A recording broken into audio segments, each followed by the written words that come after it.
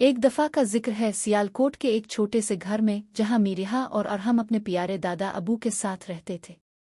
मीरिहा 3 साल की छोटी सी शरारती प्री थी जिसकी आंखों में हर वक्त शरारत चमकती थी। अरहम 5 साल का जो हर शरारत में इसका साथ देता। दोनों मिलकर घर को हर रोज एक नया खेल का मैदान बना देते थे। एक दोपहर जब दादा अबू अपनी कुर्सी पर बैठकर अखबार पढ़ रहे थे, मीरिहा और अरहम ने सोचा कि आज कुछ मुनफरिद शरारत की जाए। दादा अबू का पसंदीदा पौधा जो वो बड़े प्यार से पालते थे उनकी निगाहों में आ गया। मीरिहा ने अरहम के कान में सरगोशी की, भाई आज हम पौधे को जादुई दरख्त बनाएंगे।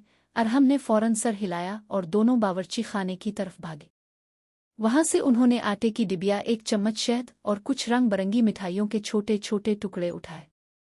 मीरिहा ने आटा पौधे के पत्तों पर छिड़क दिया और कहा, ये जादुई बर्फ है। अरहम ने शहद को पौधे की जड़ों के करीब डाला और बोला, अब ये जादुई दरख्त मीठा फल देगा।